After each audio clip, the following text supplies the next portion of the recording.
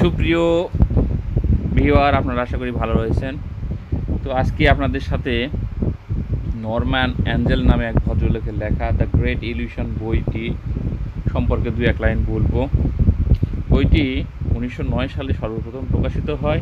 Norman Angel ভদ্রলোক 1933 সালে শান্তিতে নোবেল পুরস্কার পান। তাহলে বুঝতে পারছি আমরা এই ভদ্রলোক একজন জ্ঞানীগুণী লোক ছিলেন এবং তার লেখা এই যে দ্য গ্রেট ইলিউশন বইটি একটি বিখ্যাত বই।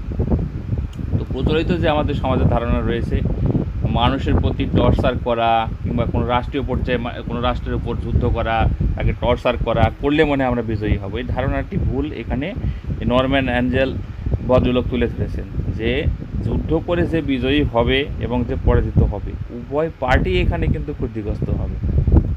এই কথাটি তিনি তার বইয়ে বিশ্লেষণ করে বুঝিয়েছেন।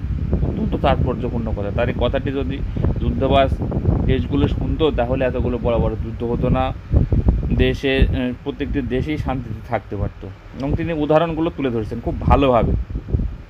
একটি দেশের যে সম্পদ থাকে সেই সম্পদ তার সামরিক শক্তির উপর নির্ভর করে না, বিষয়টি অত্যন্ত ভালোভাবে তিনি বুঝিয়েছেন।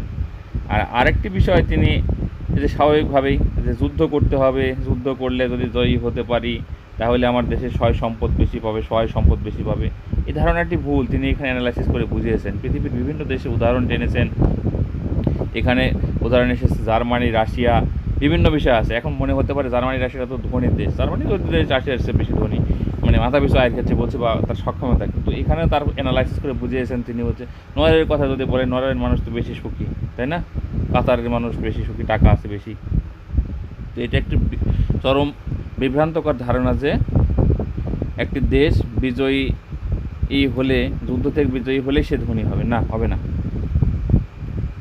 সামরিক যে দ্বন্দ্ব সংঘাত যুদ্ধ আছে প্রতিনিয়ত, এই যে স্নায়ু যুদ্ধ থেকে শুরু করে যেসব আপনাদের ছিল সোভিয়েত ইউনিয়ন এবং মার্কিন যুক্তরাষ্ট্রের মধ্যে যে দ্বন্দ্ব, সেখান থেকে শুরু প্রত্যেক ব্যবস্থায় বলছেন যে সামরিক সংঘাত আর্থিক ব্যবস্থাপনা এবং ঋণের যে কাঠামো আছে সেটা চরমভাবে ব্যাহত করে।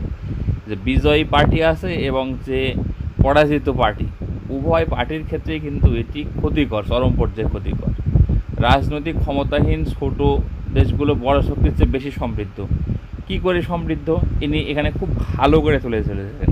কী করে, যেমন বেলজিয়াম, নরওয়ে, নেদারল্যান্ড, সুইডেন, এইসব বিষয়গুলো তুলে ধরেছে। স্ক্যান্ডিনেভিয়ান দেশগুলো আছে, স্ক্যান্ডিনেভিয়ান দেশগুলো কিন্তু বেশ সমৃদ্ধ এবং এখানকার জীবন মান আপনি যদি ইভেন আমেরিকা, ইউরোপের অন্যান্য দেশের চেয়েও কিন্তু ভালো।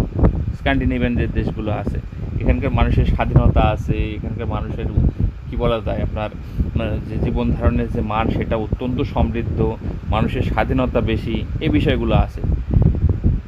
তো বেলজিয়াম, নরওয়ে, নেদারল্যান্ড বা সুইডেনের যে স্টক মার্কেটের ক্যাপাবিলিটি, এর যে নিরাপত্তা, মানে কী বলা যায় আপনার যে আস্থা, এগুলো জার্মানি ও রাশিয়ার চেয়েও কিন্তু 10 থেকে 20% বেশি নিরাপদ। এটা